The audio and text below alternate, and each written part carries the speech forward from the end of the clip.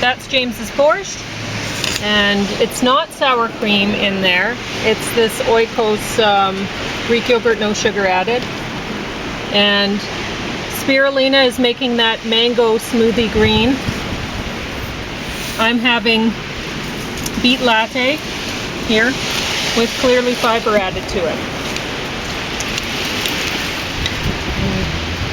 Not gonna mix the yogurt in? You betcha. So I'm gonna show you my outfit for today. It's these pants are linen, which I love, and my sister gave them to me, and well, you can see I just fit into them today. I couldn't have been any bigger and gotten into these, and they're a Ricky's size 2.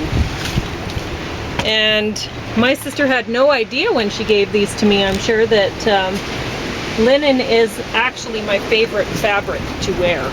Why is that? It's relatively light. I guess so, but it's comfortable, it always looks good, and it's great in summer. We ran into a man from India, and he was saying that cotton is the best. Well, no, it's not. Cotton's pretty great. Wool is a pretty great fiber too. I guess I have heard that wool is the only fiber that if you get it wet, it still keeps you warm, which is wild. So that's a pretty important, very useful fiber to wear, to make into clothing and wear. And how's the borscht today? It's good. Good. Is it dilly enough? Can you taste the dill? Okay. Which means it's good enough. Good. I'm not a big fan of it. Because my dill weed was old, and I was like, oh, I have a recipe I want to use dill weed in, but I don't know if it's good. And so I thought, well, I'll just make some borscht, just, enough for James to eat for today or whatever. And if it works in the borscht, it's going to work in my other recipe. So I'm glad to hear it's going to work. So, yeah. Linen is, it's a natural fiber too. It's made from flax, which I love, which I have in my smoothie, which looks a lot like James's green smoothie, but it's totally different. My smoothie in the morning has hemp in it, and spirulina, and ground flax seeds, lots of ground flax seeds, and matcha tea, green tea powder, and water. That's it. I think that's all I've been doing lately, and it's been working for me. And then I also have one of these in the morning. And yeah, it cost me a few calories, or not really many calories. It cost me a few in terms of net carbs. So if you look at the, let's see, I'll get up and hold this up for you because it's a little bit. Okay, so there's the carbs, and you can see if you take the fibers and subtract it from the 6, then you get 4. So that cost me 4 every time I have a drink with this, and I don't let myself have more than 2 in a day, that's for sure. But I figure it's a good way to drink the clearly fiber down, because it actually feels like a treat this way. And but I don't know. I mean, it says that with fermented beet and probiotics, and I'm wondering, well, you mix it with hot water or milk of your choice, and well, I do it with water, and it's still plenty creamy enough because it has coconut milk powder as the #1 ingredient. Anyway, I wonder, well, it says support your gut health with 1 billion heat and shelf stable probiotics. And so I'm hoping that yes, that is true and they're heat stable, but you would think so. If it's on the product, you'd think so, right? I would think so.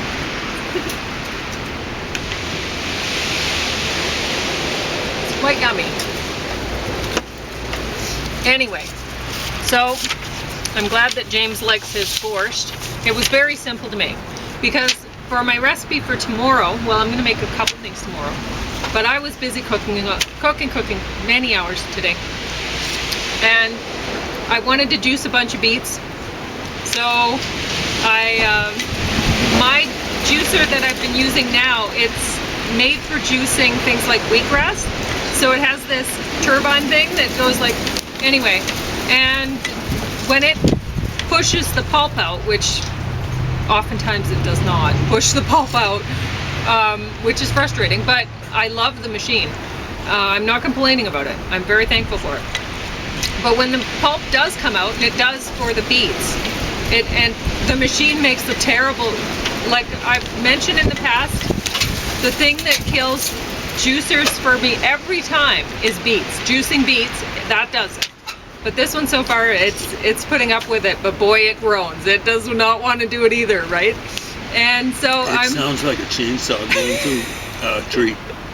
And so I was juicing the beets, and the pulp that comes out is still pretty juicy from this machine. And so I thought, well, I could totally use the pulp for making borscht. And as you can see, plenty of color in there. It's just as colorful as my beet latte that I made. So anyway, and this it turns out is actually too warm to wear. But, well, whatever. If I wore the other, I'd get too cold, right? So, I think this is how yeah. So, oh, this is what I was, my diet there. And then, this is how things are going here. And then, along here. And then along there. So you can follow what I've been doing with the diet. And you may notice that I had a lot of question marks. I had ambitions to actually measure everything out. And I know how much I'm putting in my like how much hemp I'm putting in my spirulina smoothie in the morning. I know. But I don't know how much fat it has in it, or how much whatever. But I could look that up later, because I know, well, I'm putting this much in every time, right? So I'm okay with that. And I've made a little bit of a change to my my diet, and I'll show you that later on when I show you the next sheet. So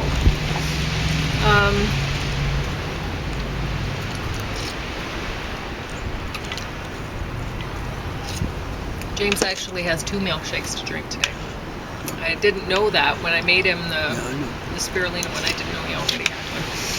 So it's part of it. Yeah. So I guess I will go for NCIS origins, which James has pointed out, and I have mentioned too, that it is probably only here just at like that high in the stack, because for me watching it as a viewer, this is so much of a huge improvement from the original NCIS series that I want to recognize that. So there's also some other things. I'm watching stuff while I'm working out. This worked out really well for the workout. I really enjoyed this while I'm working out. Whereas some of the others, not so much. And I'll talk about that in a bit. So, another day, the stack may have a completely different order if it wasn't for the fact that I've been doing the workout things. So, I mentioned that it starts out, this Origin Season 1 starts out in 1991, and I thought 1981 would have been better.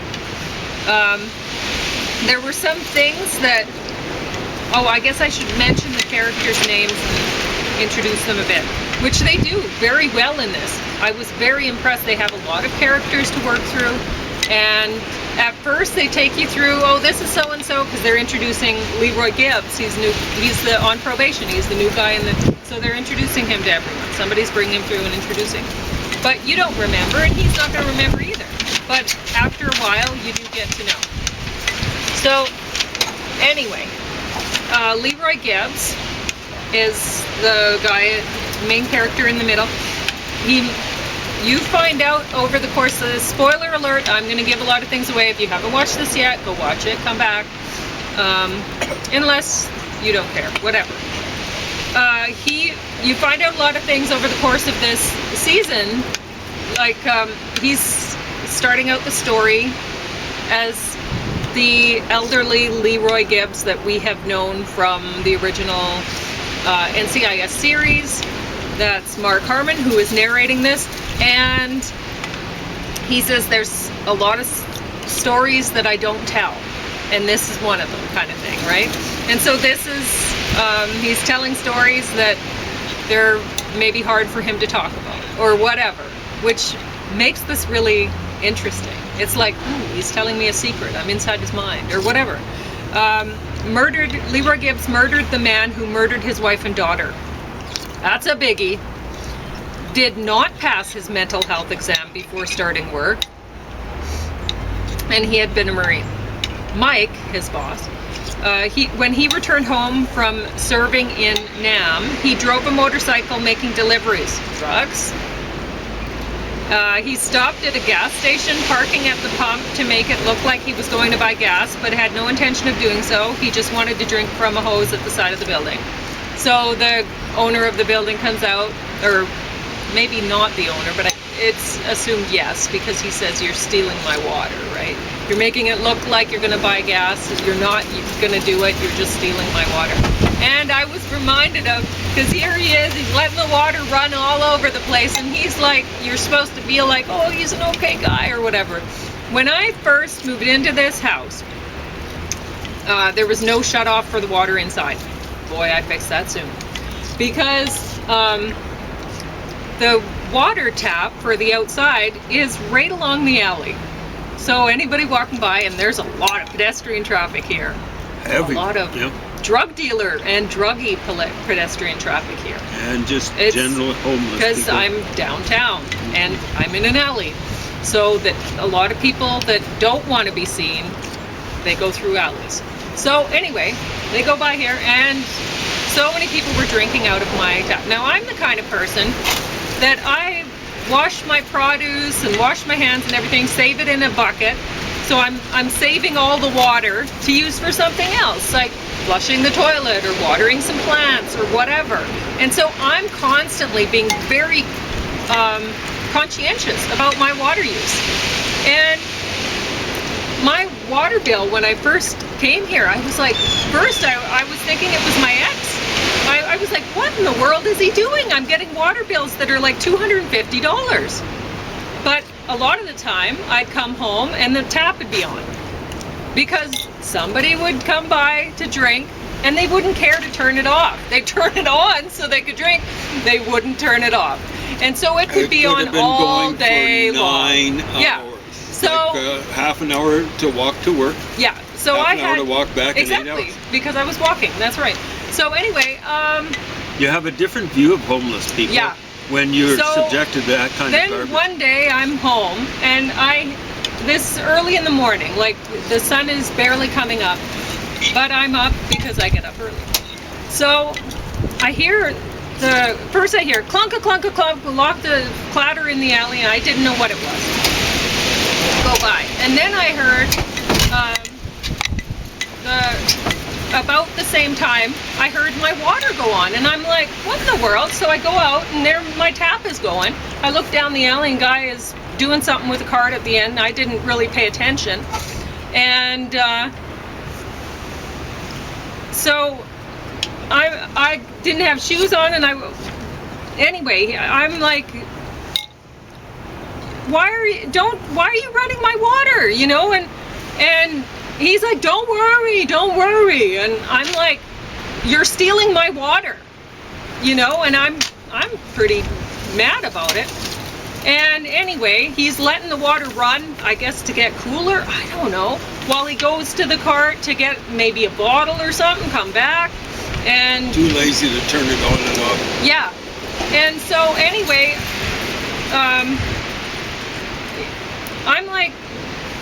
I'm talking to this guy, and he's like, don't worry, I'll turn it off. And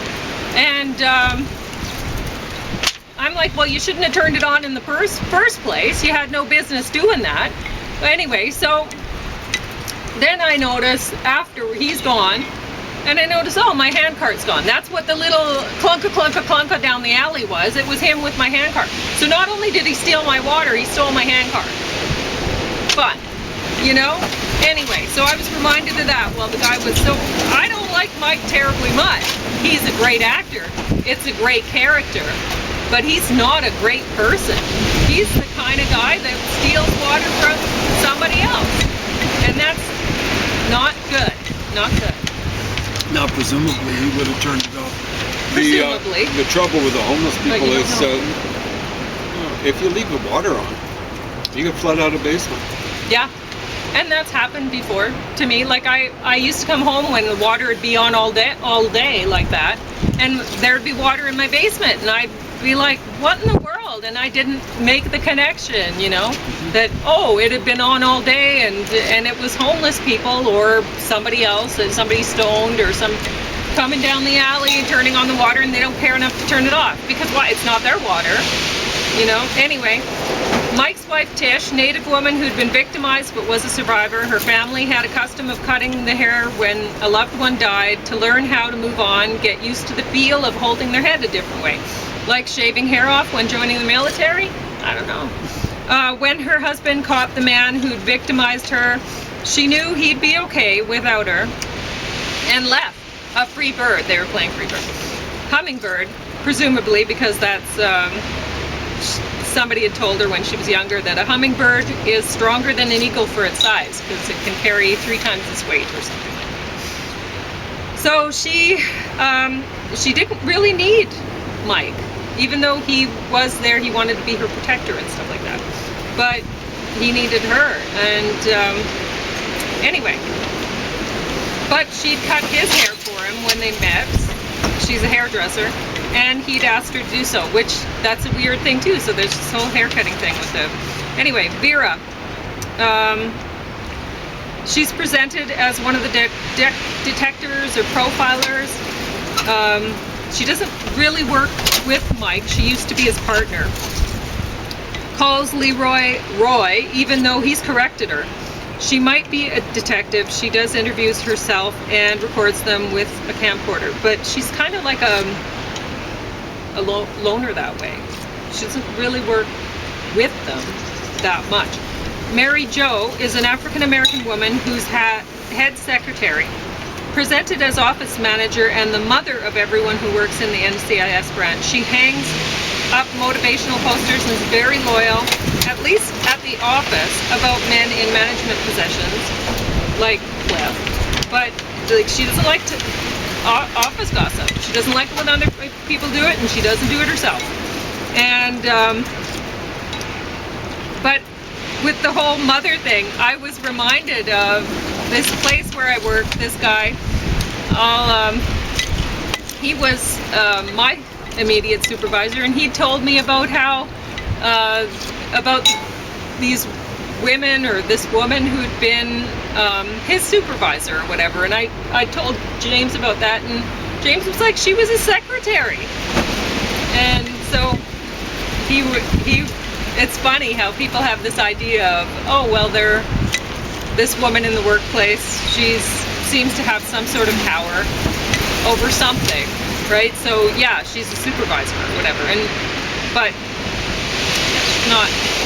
Kowalski manages the evidence, detail-oriented, keeps logbooks, makes sourdough bread for everyone in the office every day, was an army chaplain, and served in a POW camp. Survived. And in the POW camp, he had a little corner of his cell which he considered his own, right? It was his own little corner. And so that's how he survived, really, is having his own little area that he called his own. And really now he's in a little corner of a cell again.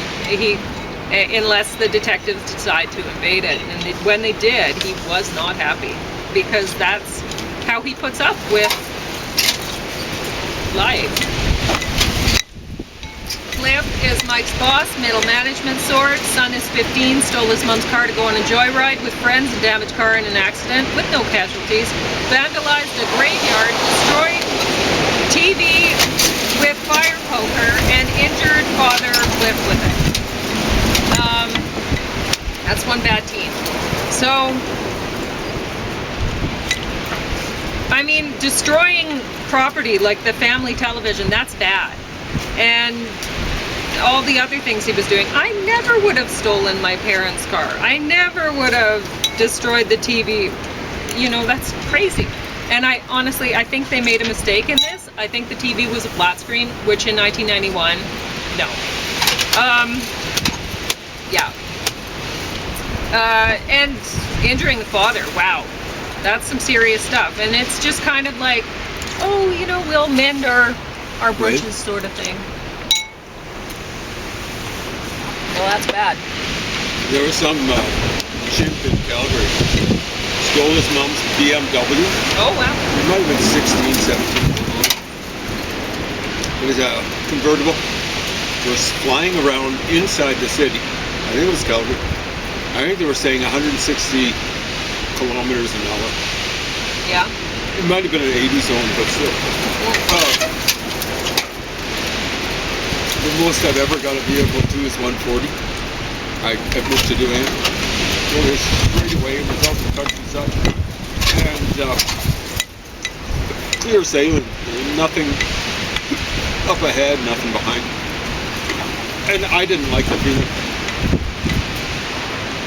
Anyway, he collided. He smashed up several vehicles, I think, and smashed up one of his friends. He had some friends along, and the friend didn't make it. Yeah. So the kid got caught, and he was bailed out, waiting for court appearance, something like that. And while he's out on bail, he steals his mom's BMW again. Oh Spoiled my rich kid. gosh. This time he learned a little because he was only going 140. Okay. Now, a judge who lets someone like that out on bail, yeah, who lets someone like that out on bail should be liable for all the damages the stupid chimp does. You can't let people. I don't care if they've got rich people and can afford a good lawyer. You judges have got to be responsible for those situations. Yep, but parents do too. Well, yeah, that mom deserves to have. I guess you got a new BMW, convertible. I've never heard of a BMW convertible. Anyway. So Cecilia, called Lala most of the time, she's the love interest at work of Leroy and his immediate supervisor. She's half Mexican, Mike's her boss. She sneaks into neighbors' yard when they aren't home to swim in their pool. She's covered for Leroy. And at the end, she flips her vehicle to avoid hitting a little girl who had run onto the street. And we're wondering, oh, is she dead? Who knows, right? It's the street, eh? Yeah.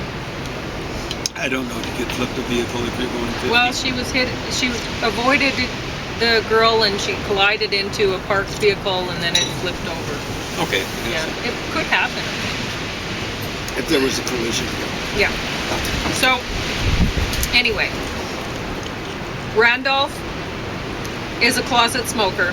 He tells his wife he's quit and chews a lot of Nicorette to try to quit for real. He's a lapsed Catholic, just doubling his Irish ancestry. intake, right? That's what Probably a lot of. They get a patch, right? Yeah, exactly. Yeah, I had a friend who he'd put on a few patches. He was like, "This isn't working," and then he'd be chewing the gum, and so he was getting so much nicotine. Anyway. Yeah, Mike had his feet up on Cliff's coffee table in his office. That I thought that was so reminded me of Pop disrespectful. so much. I didn't think it was believable. No, it wasn't believable. Okay. Cops will have their feet up on this table, Yeah, but that on their table. supervisors? No. Yeah. You know. Because there's a chain of command that is followed, and especially in the military. Anyway, so I don't think Mike could get away with that. Melanie, I think that's her name in autopsies, pink hair isn't believable in 1991 in military or any professional job. At that time, maybe strippers and punks. Not doctors, and probably not until 5 or 10 years later, even then. Yeah. That was so unreal. Episode 3, while Gibbs is, this may not be 3 either because I'm trying to write this down while James is watching. While Gibbs is in the elevator, Lala is crossing out faces on color printout of suspects or whatever, right? They're looking up and like, oh, this guy isn't it, crossing it out. They wouldn't have had a color printout like that. Color printouts were rare, even in the late 90s. They were never used to be wasted. They weren't printed to be wasted, even when, like, for ages, because they cost a lot. And color photos would have been more common than color printouts at that time. So I'm just pointing out a few things that not accurate in this. Anyway. 15? Wow, I've killed a lot of time on that. So how much time's left? I wanted to point out in my stack that now there is a new bottom of the stack, the Extinction of Fireflies. It's so bad. It starts out with a couple of queens gabbing, and honestly, nobody would want to watch this. Nobody. I do want to see what's up. I put it on, I got a half an hour into it, and I was like, nope, not doing it. And I wanted to point out Brian Laurie, season 2. This one skipped quite a lot, but we watched a lot of it too. You know, I tried to clean it off as best that I could and got some use out of it. And they're a funny team, comedy team. Way funnier than the queens in that. We're not good together, but these guys are. And I wanted to point out that this is quite a bit higher in the stack. It's even higher than Good Fortune. I did not care for that. And I mean, Johnny Carson and Friends, that was dreadful what we were watching. So, also in between there was the Snowman, which is you can see he's holding a gun and there's some blood in the snow and whatever. This is not good. It's just not good. I watched it while working out and I thought, oh, this will be a great thing to work out to because whatever. Nope. Actually, Janet King, Series 2, that was better to work out to than the Snowman. And it wouldn't have been because it's slow building. But I'd already watched the first 2 discs of that 3-disc set before I was working out, like in the evening before, the night before. And so I already had been pulled into the story. There was more mystery and all of that sort of thing. Better mystery in Janet King, even though it's a legal drama, which I don't like either of those things to watch. But there's mystery there, and it's really well told in that story. So honestly, I think it's better mystery than this, which this was beautiful. James wants to watch again. I watched it yesterday again because James wanted to watch it and then he fell asleep. But, yeah, I'd just eaten a lot of food. Okay. But I will say, yes, it's beautiful, but the mystery actually wasn't very good. The story is